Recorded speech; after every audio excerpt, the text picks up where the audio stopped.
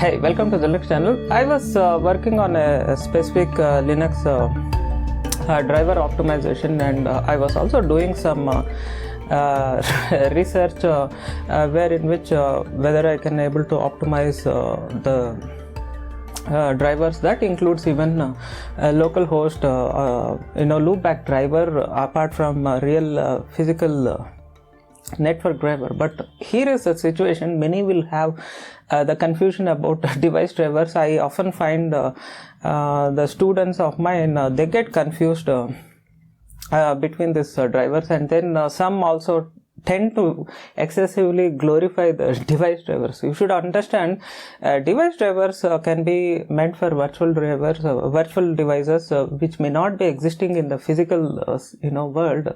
It is not a physical hardware device, but it is just virtually created. We are just creating an instance. So this is something I have once discussed in a very old episode. But the question is, often you go through LDD book, Linux device drivers book from Rubini, you can stumble around about the network drivers. So he have given, the book contains a fantastic introduction about the same and the various other components.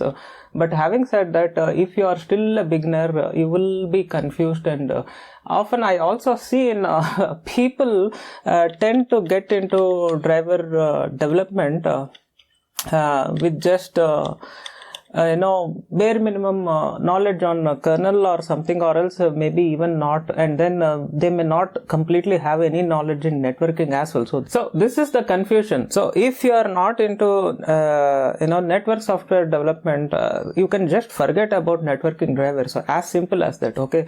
And learning about some car driver and block driver or some theory is not also going to help you, because at the end of the day you need to touch device drivers which are meant for real stuff.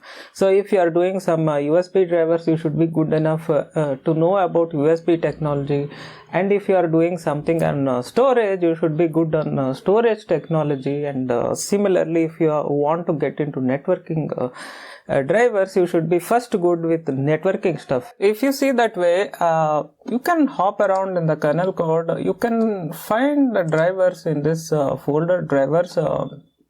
In the net folder, you can find all network drivers, but the device specific drivers are in this Ethernet folder, as one can understand. But other than that, we have this loopback interface. The loopback drivers are over here. As you can see, it is in drivers, net and loopback. So this contains the loopback drivers, and if you go through this Rubini's book, he will be mentioning about the loopback architecture to an extent. I mean, it's not something like completely documented, because he is giving the entire big picture. But if you understand the loopback architecture, any packet you just pump it in one side, it is just going to come back. That's what is it. So you can see the code which should correspond with respect to that theory, and here it does the stats of that. And whenever you do if config or something in the command prompt, okay, you should get the stats of the same. So what I was doing is, I have went and then I was doing some optimization, and as a part of that I was also disabling and commenting all this statistics of this network driver. So initially I did with the loopback interface, which is why you can see I won't get any more stats in my system. Okay, this is not something you can do with some kernel modules, all this useless tweaks. This is something you have to get into the kernel, do the changes and do custom compilation of the kernel, as simple as that. So this is my custom kernel, uname -r. As you can see, this is a kernel, the Linux channel. About this, some episode long back, I have shot the main reason why I am doing this kernel optimization and stuff, and also it is available for download in case if you are curious and stuff like that. So as a part of that, you can see here, if I do ping localhost, it should increment the stats, but in this case it is no longer going to do the same. As you can see, still it shows the 0 values. Similarly, even this network interface, which is actually getting the internet, is no longer incrementing the stats, because even there I went in the Intel drivers and I have disabled the same. And because I am just doing some kind of a test, I need some high performance IPC for my UDP sockets and stuff. That way, if not loopback interface drivers, if you hop onto the actual interface drivers, since this system has Intel NIC card, if I hop onto Intel and E1000E, there are various variants. This is Intel's 100 Mbps NIC card. This is 40 gig NIC card, and this is E1000E is one variant, and there is another variant. And if you use VirtualBox, it may use some network drivers of this folder or this folder, something like that, which is still I was doing some investigation. So if you hop on here, this should sort of match with respect to what you read in Rubini LDD book.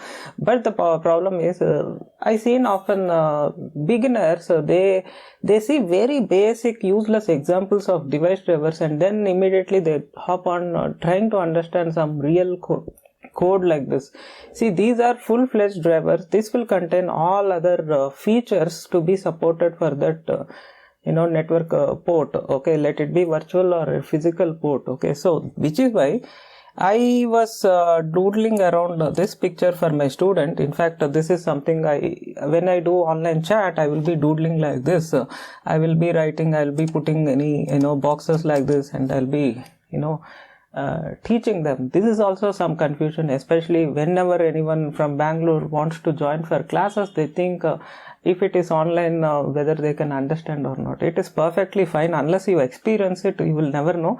And moreover, I have students across the world. What they will be coming to my home, or I'll be going there, or what. So online, it is perfectly fine. They will share their desktop. I'll share my desktop. I can really draw around whatever I want. And at the end of the day, I'm not connected any webcam, so instead of my face, they will be seeing my entire screen share as it is. So this is how all the companies do even conference calls these days, so which is perfectly fine. So this is what I was doodling around. So if you break down any network interface card drivers, it will have these type of components or subsystems within that. So you will have APIs related to handle this ethtool command. I mentioned this ethtool time to time. Ethtool minus lowercase k eno1, you get all the features of that hardware. Even you can do for local host loopback as well. You see, whenever it is showing as fixed, which means you can't change these settings. Whenever it doesn't show that fixed, which means you can change those settings. So few of that it is not mentioned as fixed, so which means you can change the same. So this is what ethtool I have extensively discussed. This episode I don't want to discuss the same. So you have that part of the driver which to handle that ethtool commands, and apart from that you have that init and uninit, which is that module init and uninitialization part of the device driver. Apart from that, you will have something to collect the statistics, and then you will have this RX APIs and TX APIs. Whenever it comes about RX APIs, it does the TMA, whatever it is. Once it gets that data, it will cook the SK buff, and then it sends to the upper layers. Similarly, in the TX, it does the same thing in the reverse fashion. So this is what you will find whenever you go and try to understand these drivers. You will find similar modules, and you should also understand sometimes they may have a specific folder like this Intel drivers meant for various models of the cards. So they will have initialization code, little bit variants for each model of their NIC card. There may be hundreds of NIC cards. For each NIC card, they may do some changes in the driver accordingly. So all these things you will find, which is why when you go through a real driver code, it will be quite complicated. It takes some time to understand, and moreover, provided you should have some networking knowledge or bit more networking knowledge to crack this network drivers. This is the mistake. What happens is, once people are out of college or else they are working somewhere, they go to some institute and they just teach some systems development, and then they teach some device driver course and stuff like that. It is bullshit actually. You should have technology specific knowledge first, and then driver specific knowledge first. Okay, so this is what. So if you have learnt after an institute, I bet you, or anywhere, whatever it is, I bet you, although you have gone for any classes like that, you will not have any technology knowledge at all. Okay, so that is why if you know how the entire networking stuff works, then you can easily extrapolate, and you can understand how the driver architecture could be. So for that, you should so much understand. Even with this ifconfig command, you should understand so many subsystems within that. If you see the ifconfig command, it is pulling that stats, and then it is giving to us. So whenever you do ifconfig for localhost, it is going to pull this API, and this API is what providing that stats. And every time there is an XMIT or transmit API, you can see here in the transmit API, you have this stats which is getting incremented, and since it is meant for atomic operation, they are doing some type of a lock, and then doing that within that. You can see here U64 update begin and update end, which means it's a lock. It's just a common sense. Whenever you get some dual APIs like that, okay, binding APIs like that, which means it's a lock, it's a question of synchronization context, and you are doing something within that. And as I say always, synchronization is one of the biggest nonsense whenever we do in a systems, because each time you do any synchronization, it is going to kill the performance. If you want better performing system, you have to first do is take away all this garbage. Actually, the more you remove all the synchronization, the more code is going to perform, which is the reason I was attempting to do something where I don't want any stats, because this is for some type of an appliance or any test system. I don't want any of that. I want superior performance, so I'm trying to sort of removing all this sort of overheads actually. So which is what. So once it is removed and other stuff it is removed, it is changed the behavior of the code. I have done some changes in this. I have also done some changes in this E1000E driver, because this is the driver which my NICAD works. So ls mod you give, it shows all the drivers and all the modules which are plugged in. So grep, if I do 1000, it is going to show E1000E, which is a confirmation that my system is using this NICAD variant driver, which is not using the other Intel drivers what it is in that Intel folder. And also you can confirm ls PCI grep ethernet, something like that. It is going to show Intel Corporation and any model numbers and revision numbers, variants and other stuff. So sometimes if there is some changes done for this Rev 5 board, you can find sometimes some changes in the drivers also. So of course it is a hardware driver. Of course it will have highly hardware specific initialization and any type of constants, defaults and stuff like that mentioned in the driver code. So which is why you can say here ETH tool, you have this ETH tool specific operations, you can see here, and you have these values, and you have this sort of stuff to support that ETH tool command. Okay, so all these things are packed in this file ethtool.c, and if you go out and if you go to some other files, rex.h, you may have all these constants. Okay, you can go to some other folder. It's initialization should be somewhere here or something like that. So you may have the main module in it and other stuff. Okay, so this is what. So these are the type of various subsystems involved. So yeah, we can go to any of this folder. I am like, yeah, net device. Net device is what, as I discussed in the net device data structure series, net device is what is the data structure. It is shown over here. So each time you register a network interface, you are adding an entry in the net device data structure linked list. You are just adding one more linked list, and whenever you remove that NICAD or something, it is going to remove that entry in the net device data structure. So to handle such things, you have this net device specific code. So it kind of comes within that init and init portion, because in the init it is where it creates the net device data structure instance. So it comes within that. So you have this net device handling code. So you can search somewhere module init and the stuff like that in this file, as I can as you can see here. So this is again a bit of common sense, because this is where it starts its registration process, and also you will have that unregistered specific API. So it will have a major API like this, it will call some internal APIs, and then that flow continues, and then you have some of these capabilities, and from there again it is going to add more operations and stuff like that. So you will get that ops data structure, callbacks, registration, and stuff like that. So this is what. So you have two things. If you are a beginner, okay, to conclude, I can mention, if you are a beginner, you may learn some how to write a char driver, how to write some block driver and stuff. Unfortunately, you don't have any clear understanding why you have something like char driver, why you have something like a block driver. They may mention char driver is for sequence of bytes, and block driver is for bulk amount of data access and stuff, but they don't make you aware that as an architect you have two things.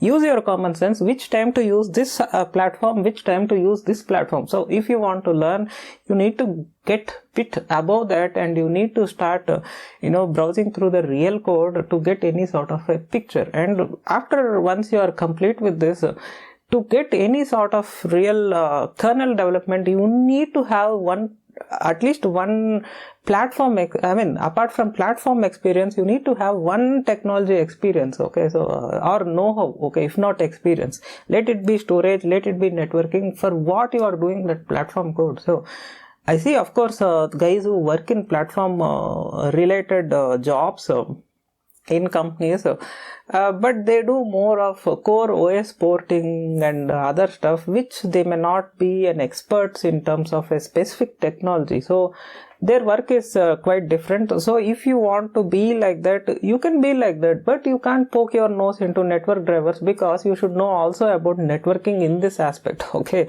So this is what. So if you want to be a guy who is into a specific technology, you want to get into storage drivers, then you should be an expert first in storage.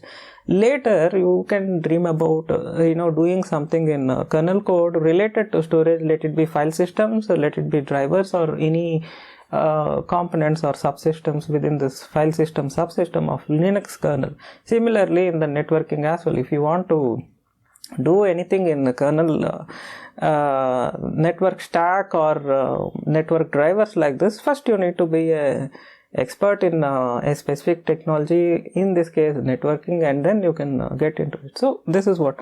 So to summarize, you will get some sort of an architecture. Often I do it in a proper way, but this is something I doodled just yesterday I did, and I felt this is more than enough to discuss, because I have listed neatly all the components, and somewhere here, as I said earlier, in the net init and uninit, you can fit your net device part. You can also see register net device. You can see here register net div. You can find the APIs here. Again, for this you don't